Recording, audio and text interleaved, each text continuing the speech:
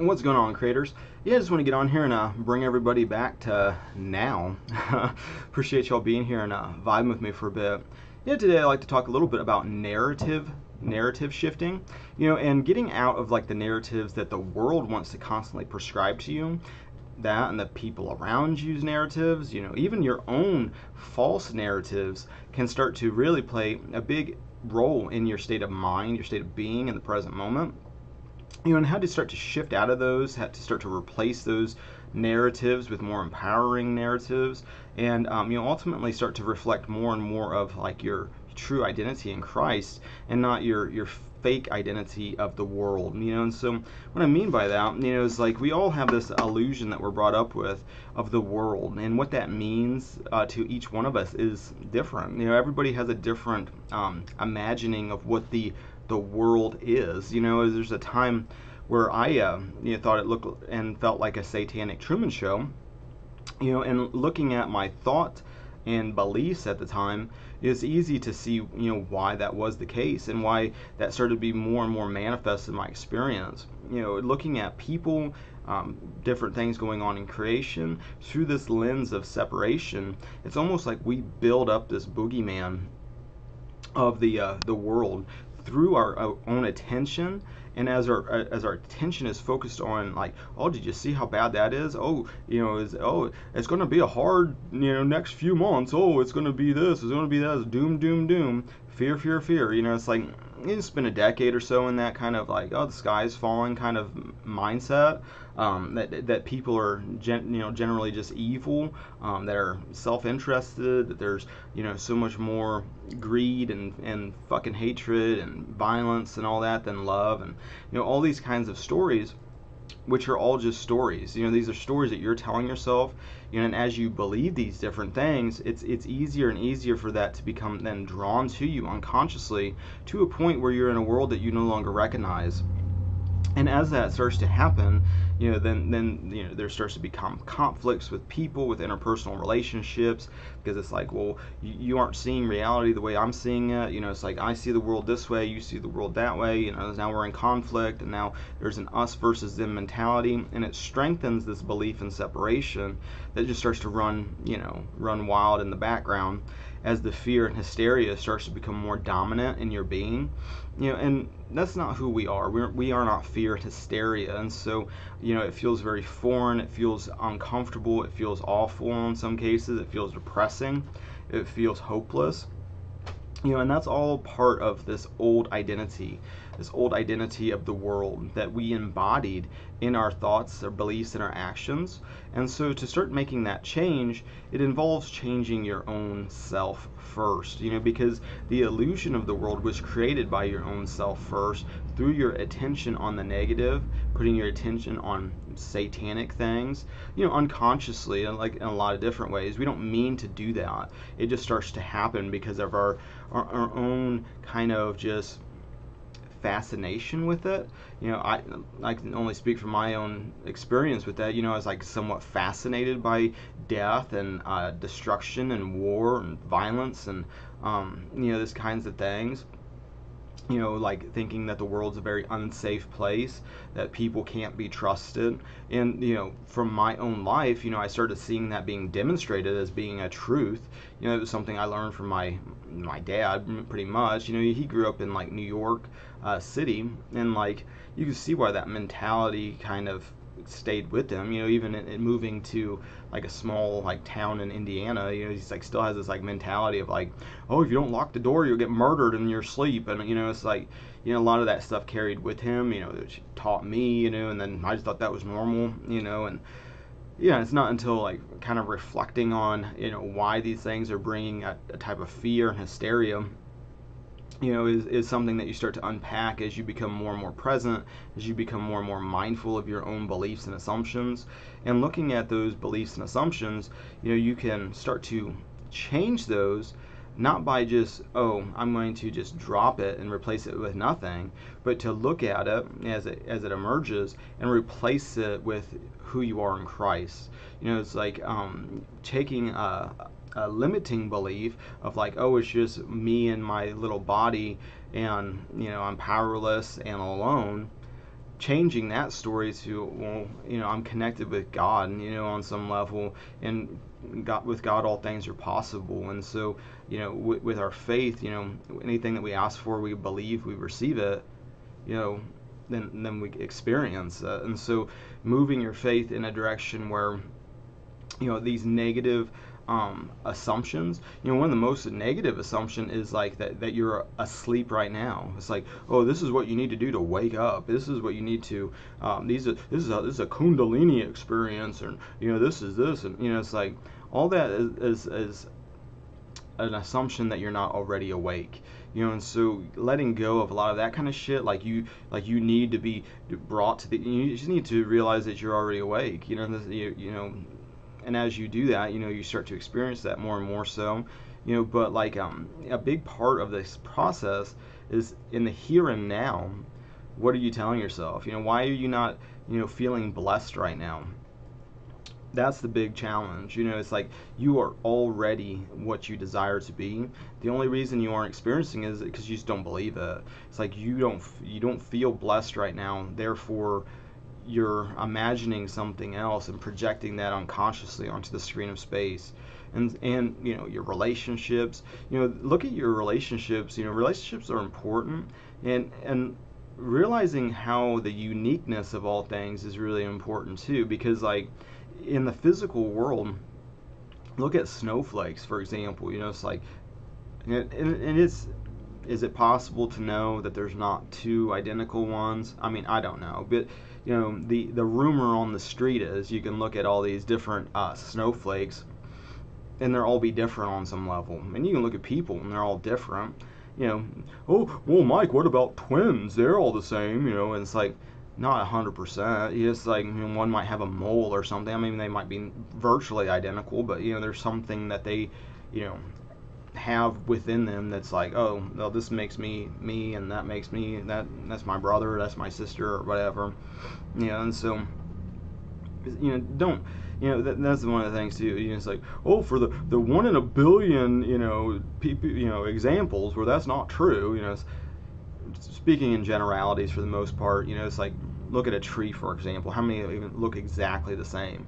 It's like, well, that apple tree looks like that apple tree, and it's like, well, they don't. You can't take a picture and line them up. They're not perfectly identical. And so looking at like the uniqueness of all things, it's easy to like see where some of the illusions of separation start to happen, because everything is different. But in everything being different through form, it gives a new outlook on how do you love all these different unique things, and is that love of each unique thing a unique type of love? Is one way to look at it. It's ultimately about the narrative that you're telling yourself here and now. So it's like, oh, I just had a bunch of difficulty, and oh, I just been through a storm again, and just drama. Instead of like obsessing about the drama, which then has a tendency then to create more drama, because that's the state that you're putting your attention on and focus on, and everything else. It's like looking at everything as like, oh, this is all leading me down the best road possible. Oh, that drama was a detour to get me to the best place possible. That's a different way to look at it, which is consciously telling yourself a new story, as compared to the old mindset that just runs automatically in the background, based on fear and hysteria, and keeping yourself safe from danger, and an us versus them mentality, and everything else that has this fundamental thought that you are separate from the event, separate from the person, separate from the situation, instead of recognizing that your thoughts and beliefs and assumptions consciously and unconsciously project onto the screen of space to show you like a big mirror what your identity is, and more importantly, your relationship with God in relationship with that identity. And so as you put on your identity in Christ, you're automatically then putting on a relationship with God that's based in love, and perfect love, which casts out all fear. And so looking at any type of fear, anxiety, worry, concern, drama, we're supposed to cast all those things onto our Creator to help us let them go. And I talked yesterday about letting things go, forgiving, and how ultimately that's a benefit for yourself, because then you drop the attack thoughts and the drama going on within your own consciousness. The other you could have had a 5-minute conversation that just sparked an argument, and then for hours after they just maybe stormed out after that, and then it's like hours of your day, instead of like, in appreciating life, focusing on the desirable, focusing on the fact that you are already blessed right now. All this drama and all this stuff is you bringing that to the present moment. You bringing this past that's no longer even real, that's now an illusion, into the present, thinking that, oh, this is what is my life. And in doing that, and you start creating this prison for yourself, this prison of thought, this prison that then extends outward into form through this extension, and looking at your life that, through stewarding, you can really get out of this state of constantly desiring and wanting, which is constantly then pushing it away. It's like, oh, I just desire love, and if you just desire love, that's another way of saying you're just desiring God. It's like, okay, well, that's unconsciously saying that you're desiring God, you're desiring love, because what you're experiencing in the here and now is you're experiencing Satan. You're experiencing fear and hell and hysteria. So it's like, taking that little bit of time to go, why am I focusing my attention on unconsciously on the negative, focusing it on the undesirable, when I can just like that focus on God, focus on love? What would God do? What would Jesus do, in this situation? How does Jesus feel right here and right now? Ask to feel that. Whatever you ask for in prayer, believe that you've received it and it's yours. And we are all connected through the subconscious, through this divine connectedness. We call it the subconscious, but what does that even mean? That's just a label that people have I feel like lazily slapped on to all this functioning, this higher functioning that just goes on in the background unimpeded by our conscious mind. It's like you can't think your way out of just like pumping your heart, for example.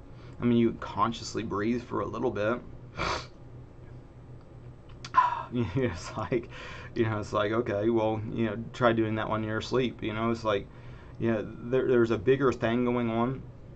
And it's a mystery that we're all kind of trying to solve together, in this weird kind of way. But looking at like these thoughts as they emerge, a lot of times when they're thoughts of being cursed, thoughts of like, some unlovely thing happening in the here and now, well, that's the time to start to replace that mindset. And it's not that you can just, I have this small-minded belief, that maybe you're not worthy of actually experiencing good things in your life, and that you need to like constantly be suffering and like tormenting yourself and crucifying yourself in the here and now. Like that makes God happy. God doesn't need your sacrifice. It's like, you already have been doing the sacrifice, and it's like start connecting with the resurrected Christ, which is within you, and connect more and more so with the fact that you are blessed right here, right now. The things that you're desiring are already like that. The only reason you aren't experiencing that is you just don't believe it. It's like, oh, well, no fucking way, Mike. Life is hard and life is suffering and blah blah blah blah. And it's like, yeah, look at what you're advocating for. You believe it so fervently that you're fighting for it. And it's like that's the biggest problem is you're fighting for these sufferings, and it's like, why are you fighting to hold on to your pain and suffering? It's not doing anything for you. But it's the fear of the unknown. It's like, well, the fear is, well, yeah, it's been suffering, it's been tormenting, it's been hellacious, but it's known. It could be worse, and it could be worse, in the future. It's like I'd rather hold on to this current version of hell instead of like letting it go, because the future version of hell could be worse. It's like you're already in this state of separation from God, for example, mentally in your mind right here and now. What is hell then? What is that? It's like you hear a lot of religious people speaking of like hell and all this stuff of being like a separation from God, but it's like when you throw the idea of linear time out the window, because it is an illusion, ultimately it's an illusion, and so it's like, okay, well, what are you doing then in the here and now, besides just spending eternity, the eternal moment, in your mind, separate from God, suffering, feeling cursed? Oh, it's one thing after another. It's this sad story after the next sad story, and it's like, you can start changing those stories. It's like you can automatically start to, okay, well, that's what I've been telling myself. Maybe it's some drama, something that's making you feel fearful, hysterical, guilty, feeling shame, feeling whatever it is that isn't resonating with your true self. This oneness with this like divine self. That's part of your emotional navigation system. And so it's like, God has an opinion, and when that opinion that you're holding is in disharmony with our creators, there's a dissonant feeling associated with it, and that's how you know that you're thinking something that's not true. And so, one of the easiest ways to start to change that is just to ask for a new thought about it, a different perspective about it, and just be still and just allow the thought to come to you. Oh, yeah, I got another disempowering thought. Oh, I got another limiting belief that came to mind. It's like those are the layers that are holding you into the state of whatever that you're in. Allow those to pass. And when God implants the new thought into your consciousness, it brings healing. So look at everything that is going on as a healing process, which is helpful, because a lot of times our old mindset is it's like, oh, this is a suffering process. This is an enduring, a cross process. Instead of realizing you've already been crucifying yourself, and it's time to experience the new you in Christ, the resurrected Christ, the Christ that's alive and well in the here and now. It's easy to connect with the body and like the personality, but it's another when you start to realize the connectedness through the subconscious connection, which connects all things and all people and all of creation at all points in time and space, because it's all happening now, and it's like, there's this oneness, but then there's I want to say separate, but this uniqueness of all things. All these forms are different and unique, which to me, one way to look at that is like, oh, it's many opportunities then to express different types of love. It's like I've had like many cats in my life. It's like having like stepdaughters and everything. It's like it's not hard for them to see a kitten and then just want to bring it home and take care of it and love it and whatever. But it's like every cat has a different vibe to it. Same with people. It's like I've met a lot of different people through my handyman business. They're doing music, especially. You meet a lot of people doing music, and a lot of times people are like come up to you with their guard down, especially if you've been like playing in a bar and they're drunk or something. Which that's just one kind of interaction. But you just like start to doing handyman jobs. I'm in people's homes and shit. It's like I get to see a different side of people that's like a little bit more vulnerable, I guess, because you're in their house. You're not just in public somewhere. And like and every person, there's like an interesting kind of connection on some level. It's like, there's different aspects that may be like repulsive, but then there's others that when you look past that, it's like a lot of time the repulsive behavior is just because they're reacting out of fear. They're walking around in an identity of being cursed instead of like who they actually are in Christ, which is blessed. And it's like it's only ever now. So it's like you're either walking around right now, here and now, blessed, which you are, or you can believe the lie that you're cursed and then push that away. It's like pushing love away, pushing joy away, pushing hope away. I was like, no fucking way, Mike. This is going to be the terrible winter of 2022. And it's like every fucking year I hear people say, "Oh, this is going to be a bad winter." And it's like, you're bound to be right eventually if you're always just, doom and gloom. It's like, you know what? Someday you're going to experience death. It's like, what a profit. What a profit. Get this person a fucking TV show. They're on it. They're the next Nostradamus or whatever. It's like, but again, those are just examples of just limiting beliefs. And if people want to hold those, that's part of their process. You don't need to change people. You don't need to change their states. It's one thing if they ask you. It's another to like try to put yourself in, well, if I was them, I would do this. And it's like everything that's happening is part of a perfect process for creation and everything in it.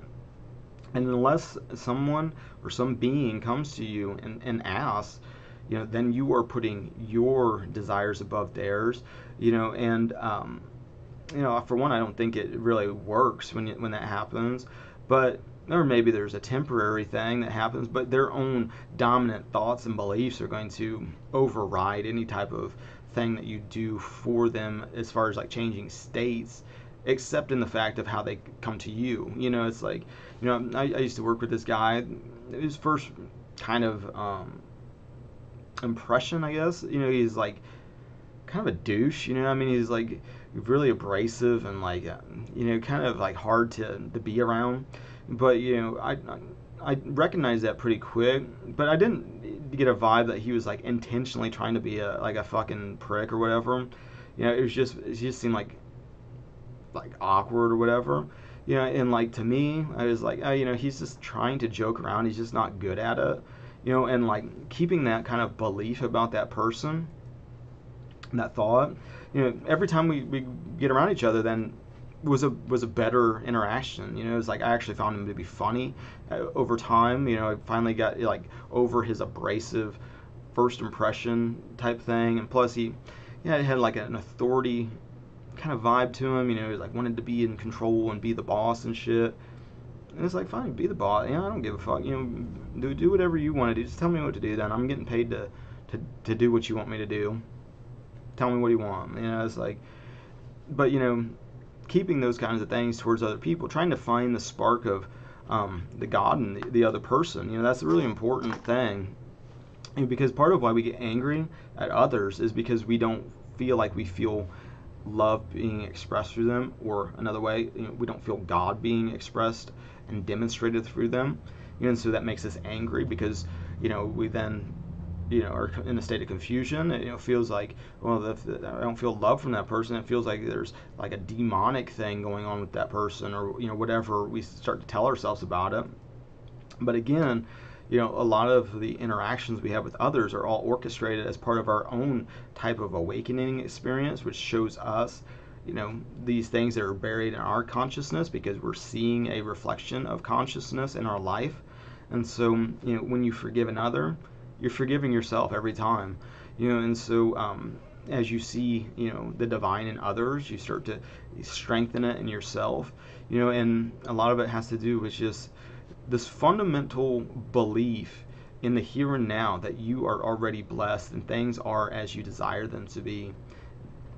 It's that basic. It's like, no fucking way, Mike. Did you see what's on the news? Do you see this narrative? Do you see, oh, it's going to be a hard winter? Oh, do you see the economy? And do you see this? And it's like, when you see people being wrong continuously with these narratives, giving them a pedestal then to be like, oh, well, they were wrong about everything for the past 20 years, but this time when they say the sky is falling about the economy, now I should be fearful and afraid. It's like they're just as wrong all the time. The insanity is thinking, oh, this time is different. It's like God is my provider. I don't give a fuck about what the economy is doing. It's like, it's an illusion anyway. What do you mean by the economy? What the bankers are doing when they're just printing money and quantitatively easing the market to look like do you see how good the market's doing now? It's like, give this politician a pat on the back. He's doing such a good job. I'm just printing money. Oh, now we got a problem with inflation. Who would have thought? The whole thing is really dumb. When you are living by the narratives of the world, the world is constantly inverted and backwards and wrong in that way. Not to say that I need to make a camp out of it. it's one thing to recognize that's part of the game versus like, oh, I'm a victim of these narratives. Like, these narratives don't matter. You create the narratives. And really, again, part of it, the upside down, is thinking that the people at the top of the pyramid have the power when they don't. It's the people. It's the household. It's the beliefs in the hearts of the people that then get reflected in these events and circumstances, and that's it. It's not this quote unquote like 1% that's doing it. As much as that's painful for people to hear. It's like you create the they that you're struggling against and strengthening and everything. But it's us that's doing it. It's the people. It's the person in your town that is like, oh, I'm not going to serve you unless you wear a fucking mask over your face. It's like, fuck you then. I don't need this. You must not like my money then. Bye. You think you're the only game in town. You're not. And it's like, yeah, you see it at the local level with the citizens that don't want to take responsibility for shit. It's like, oh, it's like, I gotta hire this politician to make a utopia for me so I can sit on my fucking ass and do shit nothing and just expect things to magically be different. It's like, things are the way they are. Mainly because the citizens and the people, and this is an unpopular opinion, a majority of them are cowards and living in fear and hysteria. The other chunk of people just want to be led, and that's just what they're into, and that's fine. That's part of creation on some level. But who I'm talking to is the people that have a dream that God's given them, and aren't accepting the illusion for what it is, and it's like, the more that you realize that only love is real, again, that's another narrative that you can tell yourself. You're like, no, it's not, Mike. You see all this blah blah. And it's like, I see all of the shit created by this illusion of separation, this fear. But doesn't mean, I've also seen it fucking shift, and so it's like, the more that you put this stuff to the test and you change your beliefs and your assumptions, as you change those beliefs and assumptions, you will see that change being reflected in physical reality. Test it. Test it for yourself. You'll see it. It's like, as you put on like abundance, for example, and you connect spiritually with it being within you, and God has put these different desires in you as a way to work on your relationship and who you actually are in Christ. It's like, as you connect spiritually with it first, that faith then gets rewarded. As you connect more with the unseen becomes seen as you put it on in consciousness, as in a state of gratitude, not only about the material, but more so that the relationship dynamic is this inner relationship that then becomes externalized. The more that makes sense to you, the more that becomes revealed to you, the more that you have a thought, put it on, and time is not a factor in the manifestation. There's no degrees of difficulty for God to do it. As you realize God does the work, you don't have to figure it out. All you have to do is connect with the essence of what that means to you. For example, money is a good one because we all have to kind of deal with it. But it means so many different things to so many different people. For some, money can mean freedom. For some, it can mean power. For some, it can mean relationship. It could mean the ability to help others. To serve humanity on some level, to get things accomplished. It could go to help benefit the community. It could be looked at as it's just a current. As you give, you receive. And there's all different ways you can look at it. But your relationship with it is based on your faith with it. If you believe it comes, that God is the source of it, and that God is your provider, and that you always have more than enough. You don't have to worry about it. Thank God you don't get to come up with creative ways to make it. God's already does. God just does it. The more that you believe those things, the more you see that reflected in your life. And then all of a sudden, these thoughts of scarcity start to just melt away as you replace those narratives with the new narratives of who you actually are in Christ, which is abundant and free and prosperous and healthy, and loved, and all of these kinds of heavenly things. That's who you actually are, in consciousness. The fact that you are blessed right now, that you're not cursed anymore. The old man, the old woman, the old being that you were was cursed. But that is not who you are anymore. That you let go of the old man, you start renewing your mind into this new, with these the new narrative, that you're already blessed right now. The assumption that you are blessed. So how does you, who is blessed, process what's going on right now? How do you look? What are the eyes of a blessed person? How do they interpret this? What does that feel like? All of those things, that's who you actually are when you're not telling yourself these narratives of fear and separation, and why things are difficult, and why other people have things that you don't have, and why you should be envious and jealous, and why all of this hate and bullshit. You just start letting it go by shifting the narrative, renewing your mind as the Bible would describe it. And other than that, I just wanted to share that concept with you guys. Start putting it on. Now is when you do that. And so other than that, I appreciate you guys liking, sharing, subscribing, all the social networking things. I appreciate your spiritual support and your financial and physical support. Thank you for that. And until the next Now, God bless.